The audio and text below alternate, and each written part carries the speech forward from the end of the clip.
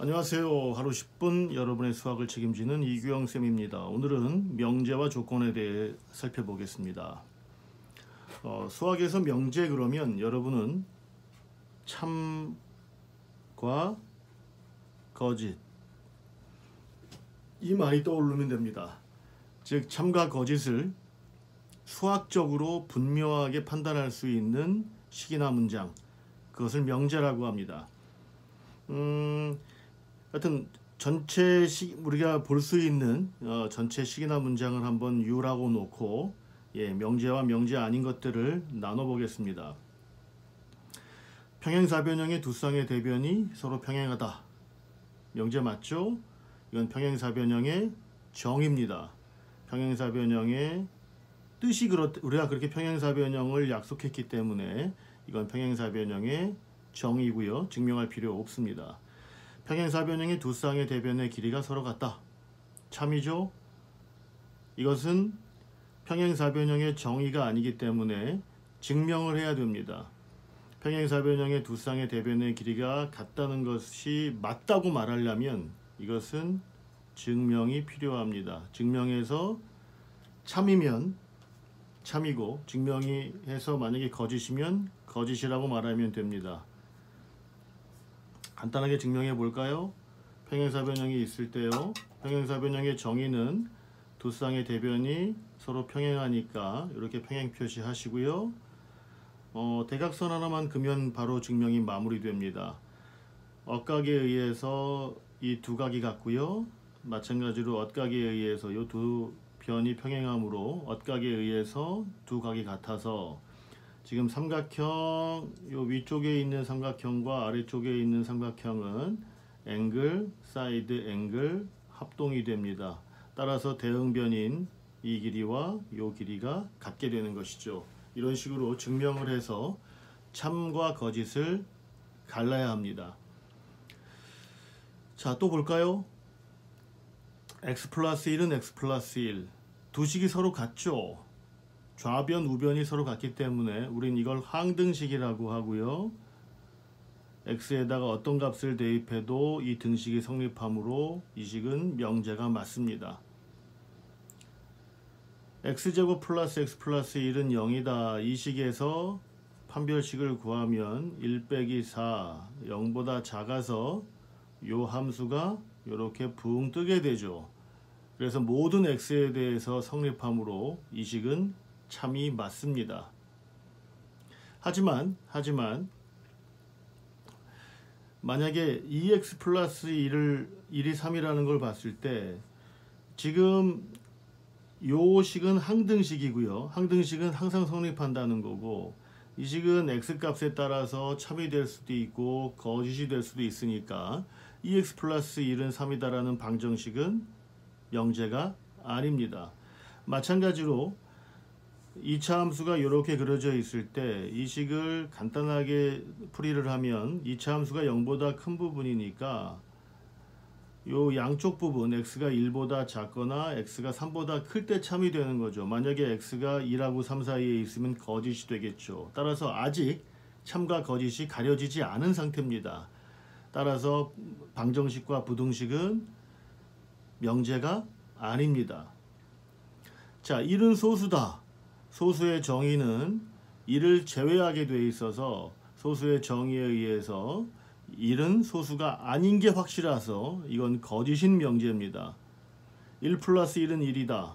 1 플러스 1은 2가 돼서 이것도 거짓이 확실하죠. 거짓이라고 명제가 아닌 게 아니라 참인 명제가 있고 참인 게 확실한 명제, 거짓인 게 확실한 명제, 참인지 거짓인지 아직 확정되지 않은 식이나 문장 이렇게 나눠보면 좋을 것 같습니다. 자, 2는 1과 가장 가까운 자연수다. 맞죠? 가장 가까운 자연수다. 가장이라는 말이 들어갔기 때문에 이 문장은 명제가 맞습니다. 지금처럼 11은 10과 가까운 수다라고 했을 때 가깝다는 말의 정의가 확정되지 않았기 때문에 얼마만큼이면 가깝다는 것에 대해서 수학적으로 정의하지 않았기 때문에 이 문장은 명제가 아닙니다. 정우성은 못생겼다. 거짓인 명제 같지만 못생겼다 잘생겼다의 기준점이 수학에서 마련해 놓은 바가 없기 때문에 이건 역시 명제가 아닙니다. 이규영은 멋있다. 그러면 참인 명제 같죠. 하지만 멋있다는 말에 대한 수학적 정의가 아직 마련되지 않았기 때문에 이 문장은 명제가 아닙니다. 그럼 한번 나눠보겠습니다. 이 중에서 명제인 것과 명제가 아닌 걸로 나누면 선을 한번 그어볼게요. 요 강이 흐릅니다. 요 강 서쪽이 명제고요. 이쪽이 명제의 집합이고요. 이쪽이 명제가 아닙니다. 명제가 아닌. 그러니까 명제와 명제 아닌 건 지금처럼 크게 겹치는 부분 없이 교집합이 없이 서로서 형태로 나눠집니다. 서로서 기억나시죠? 교집합이 없는 집합. 자, 근데 이 중에서 수학자 입장에서 봤을 때 아직 참과 거짓이 언제 참이 될지 거짓일지는 알지만 아직 참과 거짓이 확정되지 않은 식이나 문장과 참이 언제 참일지 언제 거짓일지 모르는 식이나 문장은 다른 거죠.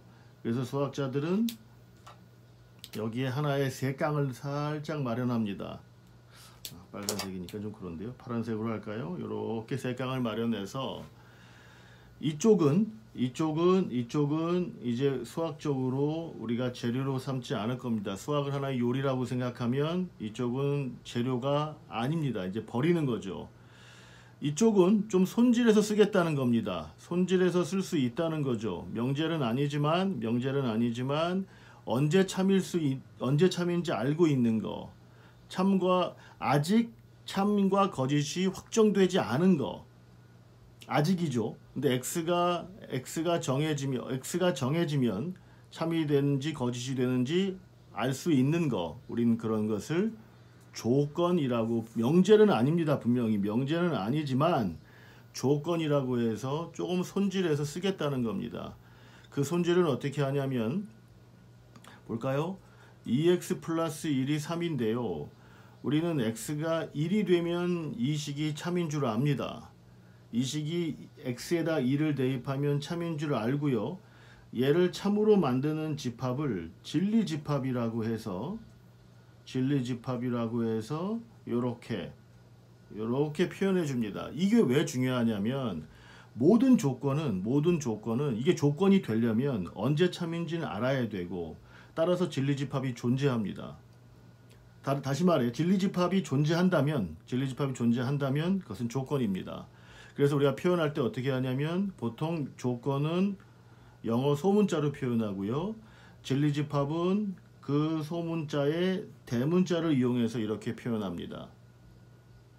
만약에 두 번째 요 2차 부등식을 조건이라고 할 수 있으니까요. 조건 Q의 진리집합을 뭐냐라고 물어보시면 이렇게 말하면 됩니다. x로 대 x는 써놨죠. 1보다 작거나 x는 3보다 크다. 이렇게 하면 진리집합이 됩니다. 다시요. 조건은 어찌 보면 이게 조건이라고 말한다는 것은 그것의 진리집합을 우리가 알 수 있어야 한다는 걸 뜻해요. 조건과 진리집합은 마치 동전의 앞뒷면처럼 흘러간다는 거죠. Q가 조건이라는 걸 우리가 얘가 조건이라고 말하려면 이 조건이 언제 참이 될지 우리는 그 진리집합을 구할 수 있어야 돼요. 물론 지금 보시면 알겠지만 방정식의 해고 부등식의 해라고 말할 수 있죠. 맞습니다. 일단 오늘은 명제와 조건이 무엇인지